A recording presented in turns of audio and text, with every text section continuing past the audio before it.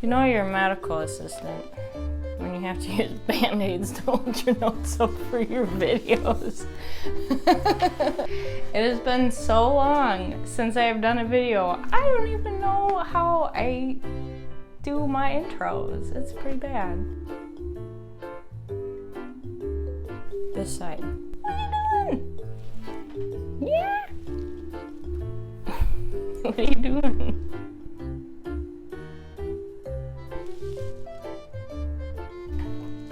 No, don't do that.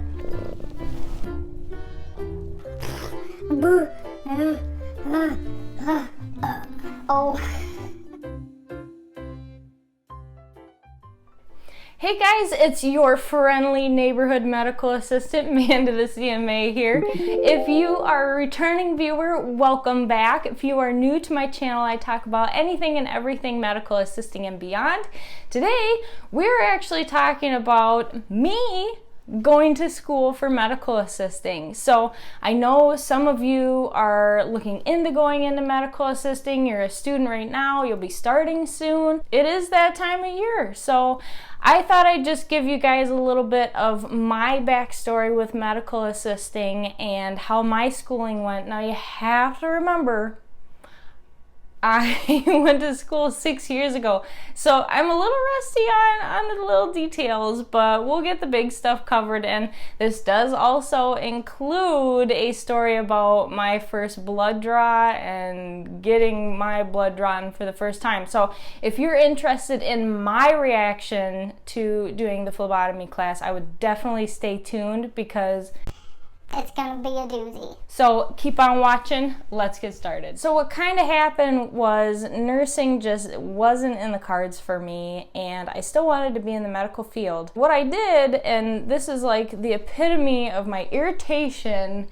with medical assisting schools, and I know I've said that exact same sentence before, I found a medical assisting commercial on the TV. I didn't really know what a medical assistant was, and that is really the reason for my channel, is so that you guys do know what it is before maybe you reach out to a school, or maybe you want to make sure that that school is telling you the right thing. So I met with the recruiter, counselor, whatever you want to call them.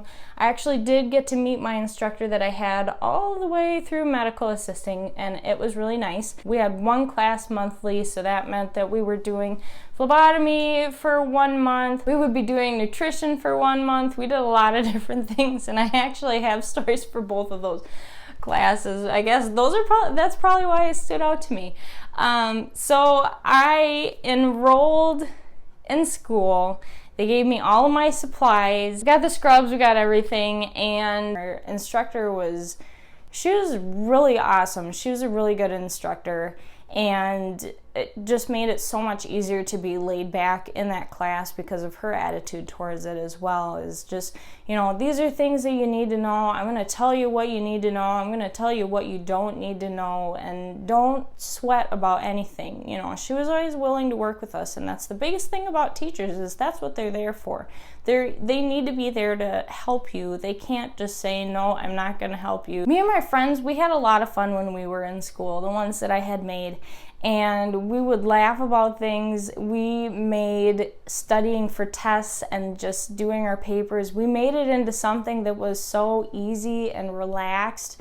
And I think that helped you take a deep breath. Like, I have these other people that are working on it too. We might get a little bit stressed, but we're so relaxed, and we understand that there's other people that are going through the same thing that we are, that it made it so much easier. And that is the biggest advice that I can give you guys, is to just get a group together and just make yourselves feel okay. Literally, I can't explain it any other ways. Make yourselves feel okay.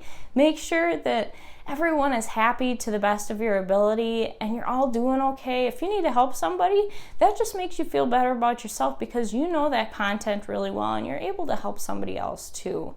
And I completely devoted myself to my school. I was a 4.0 student. I had perfect attendance. I was top of my class.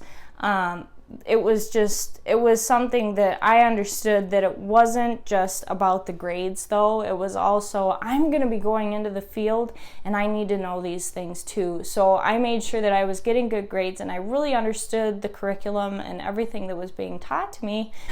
So going on to some of my other classes, so nutrition was actually my favorite class that we got to do, and you know, it kind of goes along with anatomy and physiology, which wasn't too bad for me. So I didn't have the full-blown class, it was really in sections. So I know some of you have asked how I did in anatomy and physiology, and the truth is that I really didn't have to take like a focused class on it. It was spread out through the different semesters, and that's what I liked about my school too, is that you had one class every month. Since everybody had to take those classes, there were certain things that were all spread out. So I didn't have a pharmacology class.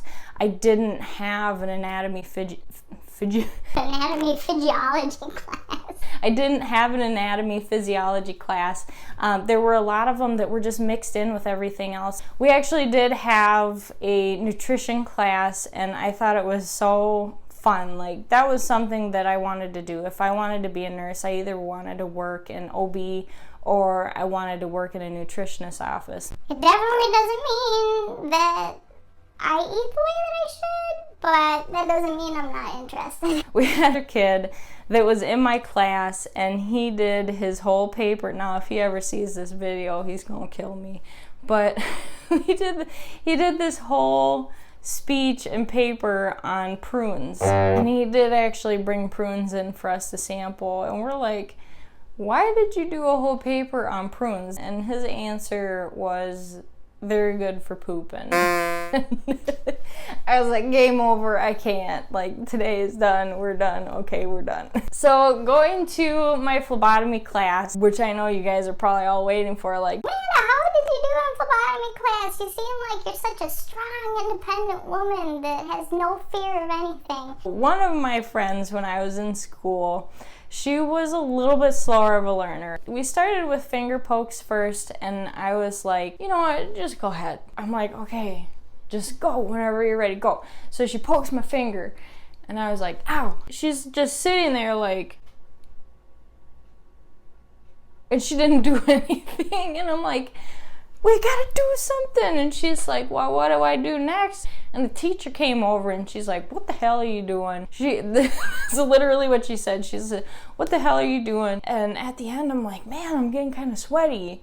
And if any of you know what sweaty means, we've got an issue. And they're like, Manda, you're looking really white. You're looking really pale. What's going on? And I'm like, I really don't feel good. I feel like I'm gonna pass out. So they had to bring me to one of the exam tables. I did really, really bad with just a finger poke. So with doing those skills, it was a lot easier because it wasn't me, which is great. When we did the venipuncture part of it, our teacher showed us twice how to do it. Poke.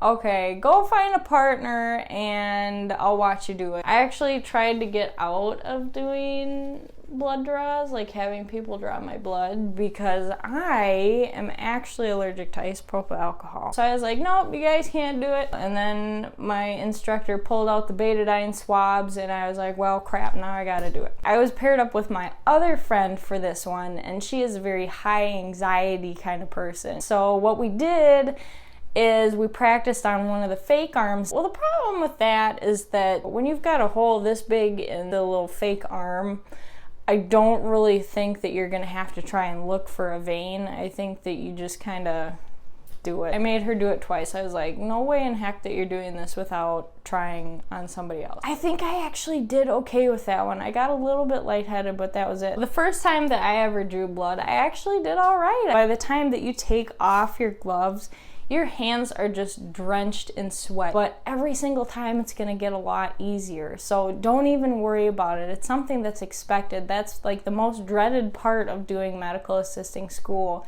is having to poke somebody else or getting poked yourself, because you are gonna be so anxious and the instructors are gonna know that. Well guys, I think that's all I've got for you today. Hopefully you learned a little bit of something about me being in medical assisting school and maybe some tips for for making it easier for you in medical assisting school. If you have not subscribed to my channel yet, make sure you click on the subscribe button, and you can click on the little bell button as well if you'd like to get notifications when my next video comes up. And I will catch you guys on my next video. Thanks, guys.